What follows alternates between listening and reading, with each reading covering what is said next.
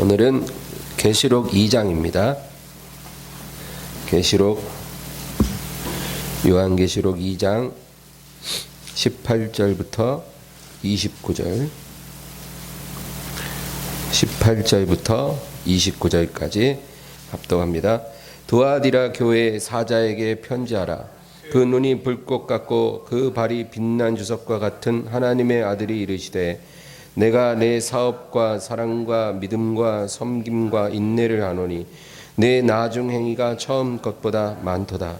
그러나 내게 책망할 일이 있노라. 자칭 선지자라 하는 여자 이세벨을 내가 용납함이니 그가 내 종들을 가르쳐 깨어 행음하게 하고 우상의 제물을 먹게 하는도다. 또 내가 그에게 회개할 기회를 주었으되 자기 음행을 회개하고자 하지 아니하는도다. 볼지어다 내가 그를 침상에 던질 터이요 또 그와 더불어 간음하는 자들도 만일 그의 행위를 회개하지 아니하면 큰 환난 가운데 던지고 또 내가 사망으로 그의 자녀를 죽이리니 모든 교회가 나는 사람의 뜻과 마음을 살피는 자인 줄 알지라. 너희 각 사람의 행위대로 갚아주리라. 두아디라에 남아있어 이 교훈을 받지 아니하고 소위 사탄의 깊은 것을 알지 못하는 너희에게 말하노니 다른 짐으로 너희에게 지울 것은 없노라. 다만 너희에게 있는 것을 내가 올 때까지 굳게 잡으라. 이기는 자와 끝까지 내 일을 지키는 그에게 만국을 다스리는 권세를 주리니 그가 철장을 가지고 그것을 다스려 깨뜨리는 것과 같이 하리라. 나도 내 아버지께 받은 것이 그러하니라. 내가 또 그에게 새벽벌을 주리라.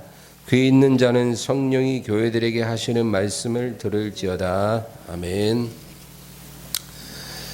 할렐루야. 이 계시록은요, 예수님이 교회들에게 보내는 편지입니다. 성경은 사실상 서신이라고 말을도 하는데 우리가 바울 서신, 베드로 서신, 요한의 서신, 여러 가지 서신을 우리가 읽습니다. 근데 이제 그것이 사람이 그냥 쓴 것이 아니고 성령의 강권하시는 감동으로 이제 쓴 거죠. 그런데 이 계시록은 예수님이 직접 보내시는 편지예요. 다른 바울 서신 같은 거 보면 내가 로마에 있는 교인들에게 편지하노니 내가 고린도에 있는 교회에게 편지하노니. 그러니까 바울 사도가 교회에 쓴 편지예요. 성령의 감동으로 기록한 거죠. 누가복음은 누가가 쓴 편지고 마가복음 마가가 쓴 편지예요. 근데 계시록을 보면 밤모섬에 유배된 사도 요한에게 예수님이 나타나셔서 뭐라 그러냐면 내가 너에게 이르는 말과 네가 본 것을 그대로 적으라. 그대로 적으라. 그래서 그대로 적은 거예요. 그러니까 좀 더 특별한 의미가 있어요. 그리고 심지어는 뭐라 그래요? 이 적은 것에서 하나라도 더하거나 뺀다는 저주가 있었죠. 그러니까 손도 못 대. 누가 편집하거나 수정하면 안 돼요. 그대로 네가 듣고 본 것을 적어라. 그것이 계시록이에요. 그러니까 우리가 이 계시록은 어렵다고 피하면 안 되고 그 계시록을 깊이 공부할 필요가 있습니다. 근데 이 7 교회 주님이 편지를 보내는데 이 두아디라 교회는 딱 4번째 한가운데에 있는 교회입니다. 오늘 본문에 18절 보면 18절 읽겠습니다. 두아디라 교회 사자에게 편지하라. 그 눈이 불꽃 같고 그 발이 빛난 주석과 같은 하나님의 아들이 이르시되. 여러분, 우리가 앞으로 만나 뵐 예수님은요, 우리가 상상하는 그런 예수님이 아니에요. 우리는 어떤 예수님을 생각합니까? 그 2000년 전 이스라엘 땅에 오신 예수님, 그렇죠? 허름한 세마포 입으시고 샌드 신으시고, 그쵸? 예. 머리털은 갈색에, 그리고 수염도 이렇게 나시고, 그리고 어린 양 한 마리 다 품고 있는, 우린 그런 예수님을 생각하잖아요. 2000년 전 이 땅에 오셨던 예수님의 모습을 우리가 보는 것이 아니고 전혀 다른 예수님을 만날 것입니다. 어떤 예수님이냐? 얼굴이 해같이 빛나요. 머리털은 양털같이 희고, 그리고 그 눈은 타오르는 불과 같고, 그리고 새하얀, 너무 하얘서 빛이 나는 그런 옷을 입으시고, 가슴에는, 허리에는 정금띠를 두르시고, 두 발은 빛난 놋과 같아요. 그런 예수님을 우리가 만난다는 거예요. 너무나 영광스럽고 너무나 두려운 그런 예수님. 그래서 예수님을 믿는 사람조차도 그 예수님 만나면 그냥 죽은 자같이 꼬꾸라져요. 우리가 예수님 만날 때 정말 제대로 쳐다보지 못할 거예요. 베드로와 야고보와 요한이 변화산에서 예수님 변화되셨을 때 바로 엎어진 것처럼 우리도 정말 예수님 똑바로 보기가 어려울 겁니다. 그래서 계시록 1장 17절 한번 보세요. 1장 17절 보면 내가 볼 때 그의 발 앞에 엎드러져 죽은 자같이 되매 그가 오른손을 내게 얹고 이르시되 두려워하지 말라. 나는 처음이요 마지막이니. 딱 보는 순간 요한도 엎어졌어요. 우리는 이런 예수님을 만날 것입니다.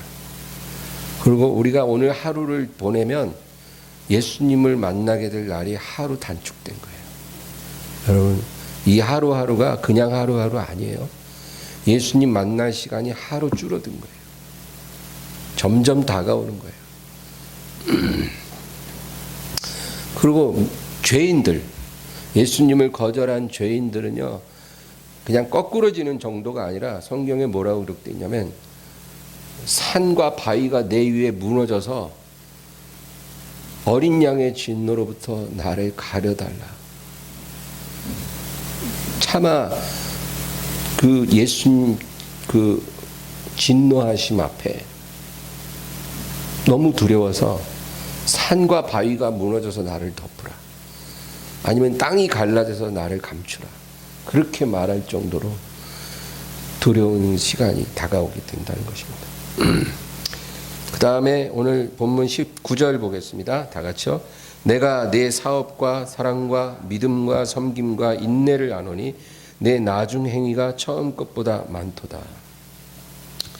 이 두아디라 교회는 상당히 충성된 교회였어요. 정말 주님 보실 때 날로 발전하고 성장하는 그런 괜찮은 교회예요. 예수님이 인정해 주셔요. 네 사업과 사랑과 믿음과 섬김과 인내를 아노니 네 나중 행위가 처음 것보다 많도다.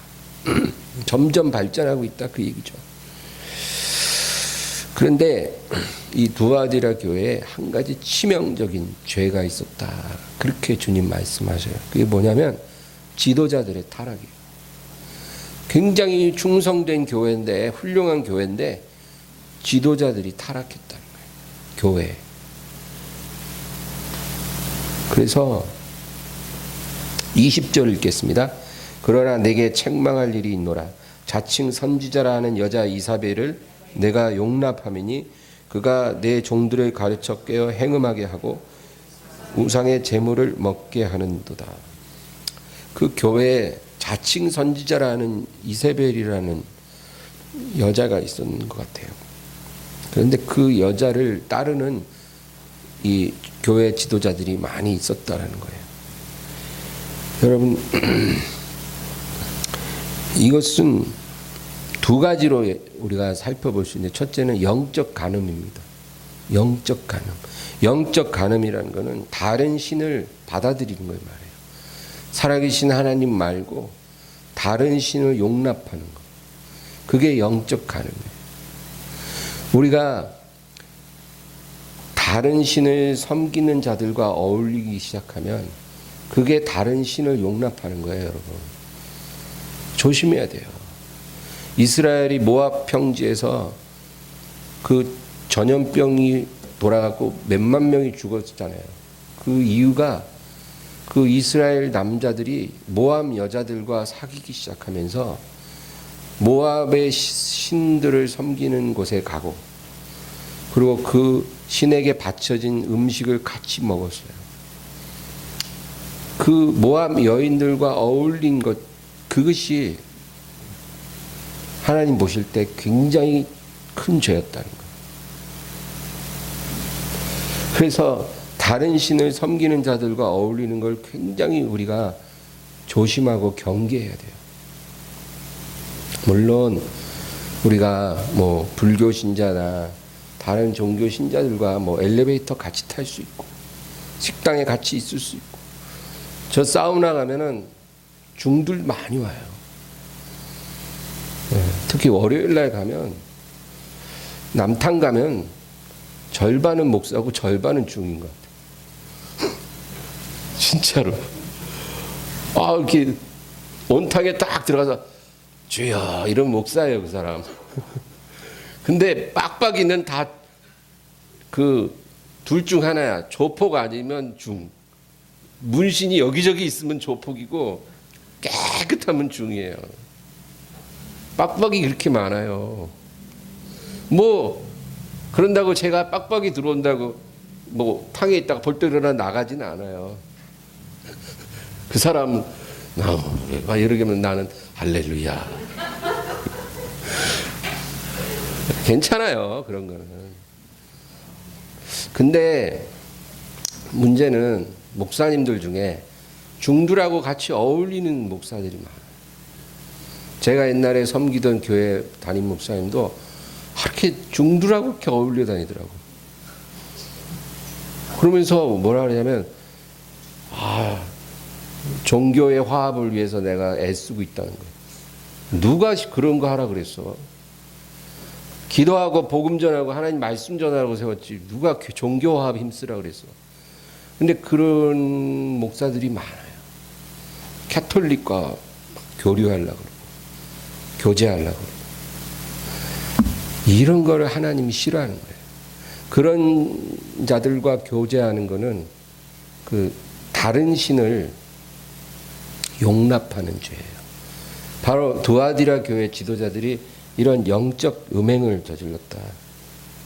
그리고 또 하나는 권력과 부를 탐하여 이렇게 살아갔다는 거죠. 네, 권력과 부, 누가 그거를 싫어하겠어요. 그러나 교회 지도자들이 그러면 안 되잖아요. 근데 두아디라 교회 지도자들이 그랬어요. 지금도 보면 목회자들 중에 국회의원 장관들하고 뭐 이렇게 어울리는 목사님들 계셔요. 주로 이제 유명하신 분들. 그리고는 뭐 내가 어느 장관을 만났는데, 뭐 어느 의원을 만났는데 막 자랑스럽게. 그리고 허구한 날 막 전화하고 만나고 골프 치러 가고, 그리고 재벌 총수나 CEO들하고 어울리는 거 좋아하고.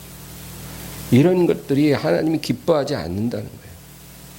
왜 그런 사람들과 어울리려고 그래요? 세상에 속한 권력이나 부를 좋아하니까 그런 사람들이 매력적인 거예요. 근데 교회 지도자들이 그러면 안 되거든요. 그런 제안이 와도 커트해야 돼요. 그 누룩이 교회에 다 퍼져요. 목사님이 국회의원들하고 다니는 거 좋아하는데 안수 집사 장로가 싫어하겠어요, 그런 거. 교회가 그렇게 흘러가면 안 되거든요. 근데 두아디라 교회 지도자들이 바로 이런 상태에 있었다.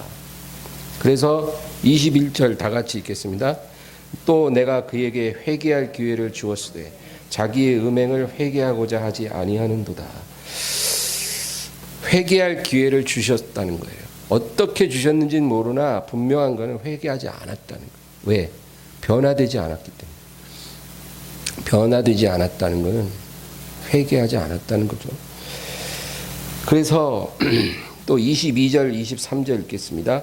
볼지어다 내가 그를 침상에 던질 터이요 또 그와 더불어 간음하는 자들도 만일 그의 행위를 회개하지 아니하면 큰 환난 가운데 던지고 또 내가 사망으로 그의 자녀를 죽이리니 모든 교회가 나는 사람의 뜻과 마음을 살피는 자인 줄 알지라. 내가 너희 각 사람의 행위대로 갚아주리라. 주님이 뭐라 그러냐면 이 여자 모든 주의 종들을 영적 음행으로 끌고 간 이 여자 이세벨을 내가 병이 들게 할 것이다. 침상에 던진다는 말은 병이 들게 할 거라는 거죠. 병상에 누울게 될 것이다. 그리고 그 여자를 따라갔던 그 교회 지도자들은 환난 가운데 던지리라. 그냥 환난이 아니고 큰 환난에 던지리라. 이 말은 뭐예요? 재림하시는 주님을 보지 못할 거다, 그 얘기예요. 여러분, 빌라델비아 교회는 주님이 반대로 말하셨어요.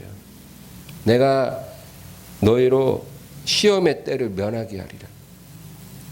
시험의 때, 환난의 시간을 내가 면하게 해주리라. 그렇게 예수님 축복해 주셨잖아요. 빌라델비아 교회.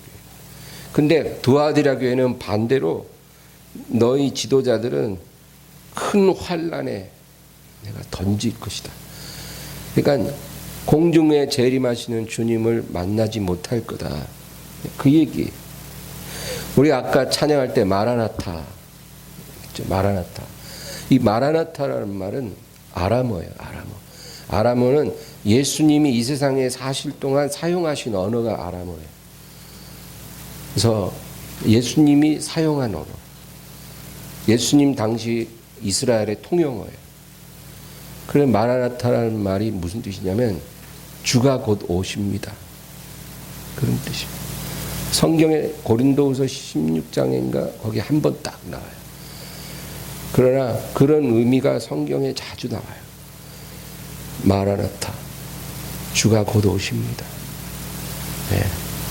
그러니까 여러분, 우리 예수 믿는 사람은요, 예수님 곧 오신다는 것을 항상 우리가 시인하고 사모해야 돼요. 만약에 어떤 크리스찬이 예수님 곧 오시는 것을 달가워하지 않는다면 그 사람은 크리스찬도 아니에요. 그 사람은 완전 가짜예요. 진짜 잘못된 거예요. 아주 심각한 문제예요. 크리스찬의 핵심적인 믿음이 주가 곧 오십니다. 그거를 기뻐해야 돼요. 항상 그 마음 갖고 살다가 부르심을 받는 게 크리스찬이에요. 절대로 이 세상에서 소망을 가지면 안 되는 거예요. 그러니까 지금 교회도 많고 크리스찬도 많지만 주님 곧 오신다는 것을 모르거나 알아도 별로 달갑지 않은 사람들은 지금 믿음이 완전히 병들어 있다고 보면 돼요. 뭔가 지금 단단히 잘못되어 있는 그거를 정말 몰랐다면 깨달아야 돼요.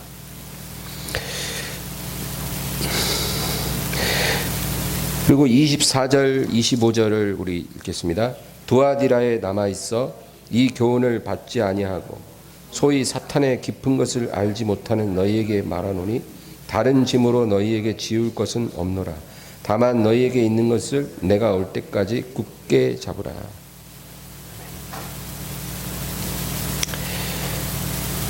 이게 제일 중요한 말씀이에요.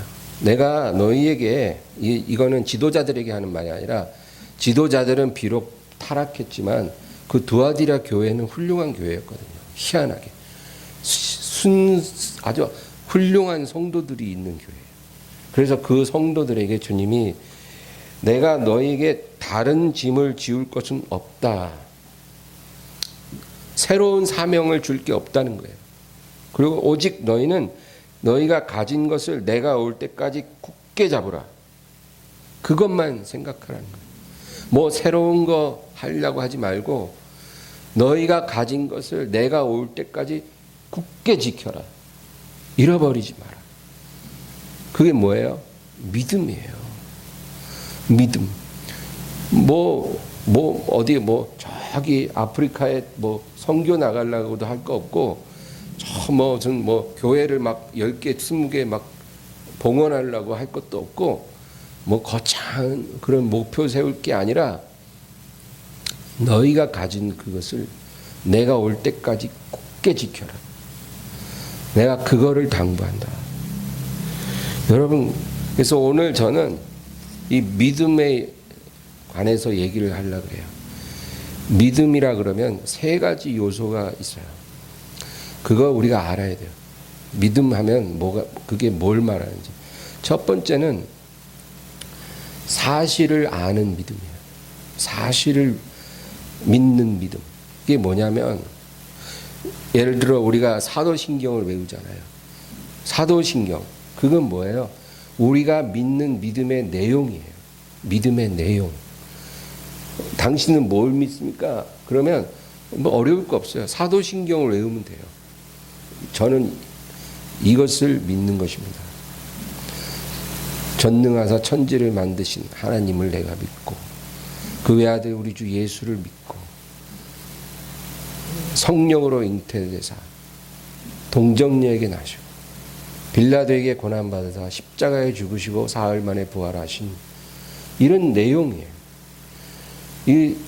그런데 이 내용을 아는 것은 물론 중요하지만 이 내용이 우리를 구원하는 건 아니에요. 여러분 하루에 사도신경 10번씩 한다고 구원받는 거 아니라는 거예요. 그거는 그냥 우리가 알아야 될 내용에 불과하다. 내용만 갖고 있다고 해서 구원받았다고 생각하면 절대 안 돼요. 그러나 이것도 믿음의 일부예요. 실체가 없는 믿음은 믿음이 아니잖아요. 뭘 믿냐 하면 그 믿음의 내용이 있어야 되듯이 이 내용을 아는 것은 참으로 중요한 거지만 그것 자체가 우리를 구원에 인도하진 않아요. 그래서 여러분 귀신들도 내용은 다 알아요. 야고보서 2장에 나오잖아요. 너희가 하나님은 한 분이신 것을 믿느냐? 잘하는도다. 귀신들도 믿고 떠느니라. 하나님 한 분 하나님이신 거 너희가 믿느냐? 잘한다. 그런데 이런 거는 귀신들도 다 믿고 떠는 거다. 귀신도 다 알아요. 그럼 그 안다고 귀신들 구원받나요? 지옥불에 던져주지. 그러니까 내용은 알아야 되지만 그걸로는 우리를 구원으로 이끌지 못한다. 그래서 두 번째 믿음의 요소는 신뢰하는 믿음이에요. 신뢰하는 믿음이 있어야 된다. 여러분 왜 우리가 하나님을 신뢰해야 되냐면 하나님은 신뢰가 안 되면 순종이 안 돼요. 그래서 신뢰를 해야 되는 거예요. 신뢰해야 순종하죠. 신뢰도 안 되는데 어떻게 하나님을 위해 내 몸 드리고 마음을 드리고 시간 드리고 물질 드리고 내 목숨도 드리겠냐고요. 그래서 하나님을 신뢰해야 돼요. 이 앞에 서 있는 제가 김태곤 목사인 것을 여러분 믿습니까? 그러면 다 믿습니다 할 거예요. 그렇죠? 제가 김태곤 목사인 걸 아시니까 아마 그건 다 잘 믿을 거예요. 그건 뭐 어떤 믿음이냐면 첫 번째 믿음이에요. 사실을 믿는 믿음이에요. 그런데 제가 여러분이 어떤 위험에 처했을 때 내가 목숨을 바쳐서라도 여러분을 구할 것을 믿습니까? 이러면 아마 대답 잘 못할 거예요. 그렇죠? 네? 여러분이 정말 위험에 처했을 때 내가 모든 것을 다 불살라서라도 여러분을 구하기 위해 달려갈 걸 믿습니까? 그러면 글쎄요. 잘 모르겠는데요. 죄송합니다, 목사님. 그 당연해요. 그러니까 이런 근데 그 믿음이 바로 신뢰의 믿음이에요. 그러니까 여러분은 저를 김태곤 목사인 거를 아는 사실을 믿지만 제가 어떤 상황에도 여러분을 떠나지 않을 것을 믿는 믿음에는 이르지 못했다면 그거는 이제 신뢰하는 믿음이 안 된 거죠. 그 차이라는 거죠. 근데 여러분, 뭐 사람은 신뢰가 안 될 수밖에 없어요. 사람은. 그러나 우리가 믿는 하나님, 예수님은 우리가 신뢰해야만 돼요. 그래야 우리가 그분을 순종할 수 있고 그 믿음이 우리를 구원으로 이끌어가는 거예요. 예수님이 이 세상에 오셔서 십자가의 구원을 이루었다라는 것은 사실이죠. 하나의 사실이에요. 물론 그것도 알아야 되지만 그 예수님이 흘리신 피가 나의 죄를 씻을 줄 믿습니다 라고 우리가 믿을 때 그것이 신뢰하는 믿음이에요. 내가 어떤 죄 가운데 살아왔을지라도 그 피가 내 죄를 흰눈같이 깨끗게 씻을 것을 믿습니다. 이 믿음이 있어야 여러분 죄 씻음을 받고 구원을 받는 거예요. 글쎄요. 진짜 그 피가 그렇게 내 죄를 씻을 수 있을까요? 지금 솔직히 그거는 안 믿깁니다. 저는. 제가 이제까지 50년, 60년, 70년 동안 지은 그 많은 죄를, 기억도 못하는 그 많은 죄를 특히 그 피가 씻을 수가 있을까요? 저는 그거는 잘 안 믿깁니다. 만약에 누가 그런 말을 한다면 그 사람 여러분 구원 받았을까요? 못 받는 거예요, 여러분. 그 믿음으로는 절대 천국 못 가요. 용서가 안 됐는데 어떻게 천국을 가요? 믿고 신뢰하에 우리가 그 능력이 우리에게 역사하는 거예요. 내가 어떤 고통 가운데 있을지라도 예수님 내 옆에 계실 것이고 나와 함께 하실 것이고 나를 지켜주실 것이고 나를 인도해 주실 것이고 나를 건져 주실 것을 믿습니다. 내 생에 어떤 일이 일어날지라도 주님은 내 옆에 계실 것입니다. 그리고 저는 승리하게 될 것을 믿습니다. 이런 고백이 나올 때 그 믿음이 우리를 구원으로 인도한다. 그 얘기입니다. 주님의 오시는 그날에 나를 영접해 주실 것을 믿습니다. 그런 사람이 주님을 만나게 되는 거예요. 이런 믿음이 있어야 순종이 되고 어떤 고난도 이길 수가 있는 것입니다. 여러분, 사람은 우리가 이런 믿음의 대상으로 삼을 수가 없어요. 그 어떤 영적 지도자라도 우리가 그런 신뢰를 줄 수는 없어요. 왠지 아세요? 여러분, 우리가 완전하게 어떤 대상을 신뢰하려면 두 가지가 있어야 돼요. 첫째는 그가 나를 사랑하는 걸 믿어야 돼요. 그분이 나를 사랑하는 것을 내가 정말 믿을 수 있어야 돼요. 근데 어느 정도 사랑하냐면 목숨을 주실 만큼 그분이 나를 사랑하십니다. 우리가 그거를 믿을 수 있어야 그분을 신뢰할 수가 있는 거예요. 그렇죠? 여러분이 저를 정말 신뢰하지 못해도 괜찮아요. 왜? 제가 여러분에게 제 목숨을 다 줄 만큼 사랑한다고 확신이 없기 때문이죠. 그러면 온전한 신뢰를 못할 수밖에 없잖아요. 그래도 괜찮아요. 사람이니까. 그러나 예수님은 우리를 위해 목숨을 주신 분이잖아요. 그러니까 그분을 신뢰해야 돼요.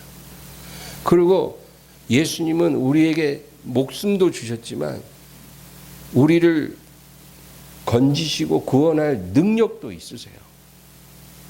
그러니까 우리가 완전히 신뢰할 수 있을 만하죠. 그 믿음을 우리가 가져야 되겠다. 그리고 한 가지 더, 세 번째 믿음의 요소는 이게 오늘의 결론이긴 한데 계속 믿으라는 거예요.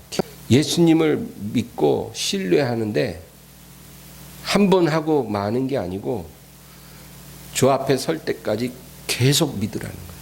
계속 신뢰하라는 거예요. 이게 정말로 중요하다는 거예요. 우리 믿음이 승리의 면류관을 쓸지 안 쓸지가 여기서 결론 나는 거예요. 계속 믿을 수 있는가. 그래서 오늘 이 두아디라 교회 주님께서 내가 다른 짐을 지울 게 없고 오직 한 가지만 부탁하는데 내가 다시 올 때까지 이 너희가 가진 것을 지키라는 거예요. 너희가 가진 믿음을 잃어버리지 말라는 거예요. 그거 한 가지만 하라는 거예요. 26절 읽겠습니다. 이기는 자와 끝까지 내 일을 지키는 그에게 만국을 다스리는 권세를 주리니. 자, 그저 예수님 이제 막 믿고 하나님 섬긴 사람한테 이런 약속을 주는 게 아니라 주님이 오시는 그날까지 믿음 지키는 자, 끝까지 내 일을 지키는 자에게 만국을 다스릴 권세를 주리라. 끝까지 주님 일을 지킨다는 건 자기 자리를 지킨다 그 말이에요. 이 자리를 지킨다는 게 어떤 봉사를 꼭 의미하는 게 아니라 예배의 자리, 기도의 자리, 우리가 서 있어야 될 그 믿음의 자리를 지키고 있으라는 거예요. 여러분, 지금은 어떤 시대냐면 결신자를 추수하는 시간이 아니에요. 여러분, 추수는 이미 끝났어요. 대대적인 수확은 이미 지났고 지금은 이제 수확하다가 땅에 떨어뜨린 이삭을 이제 줍는 시간이에요. 그래서 지금도 구원받는 사람이 있을 수는 있지만 그런 사람은 그냥 이삭 줍듯이 우리가 거두는 과실이지 수확은 이미 지났다는 거예요. 지금은 어떤 시간이냐면 키질하는 시간이에요. 키질할 때 여러분 어떻게 해요? 이렇게 키질하면 바람이 샥 불 때 그 곡식은 거기에 그대로 남고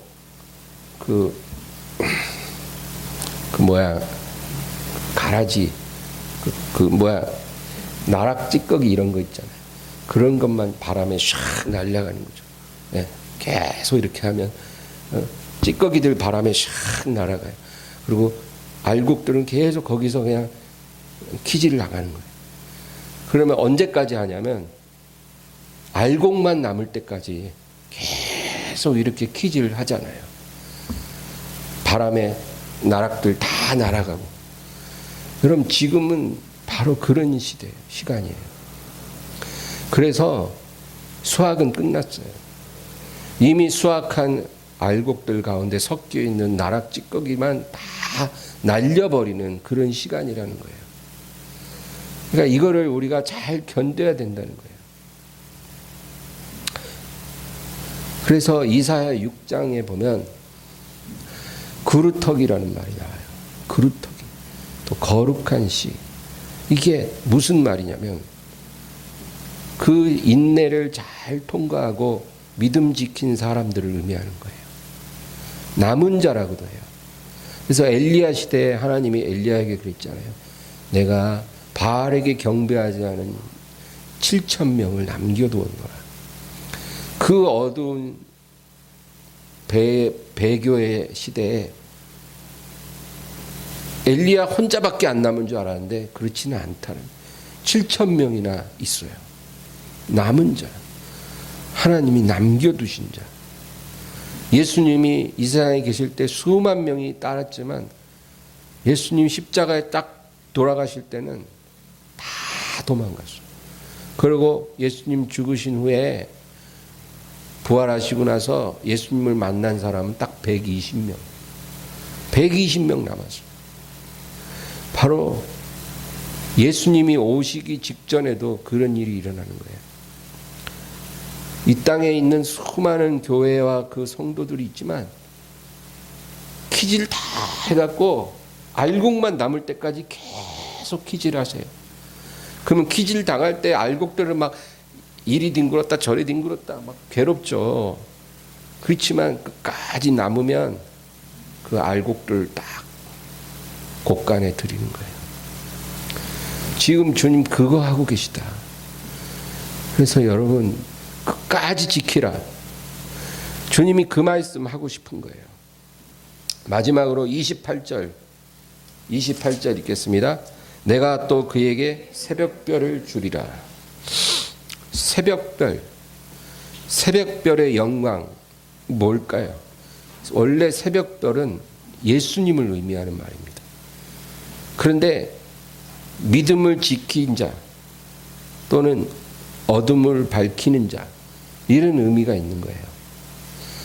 그래서 이 새벽별을 내가 너에게 주리라,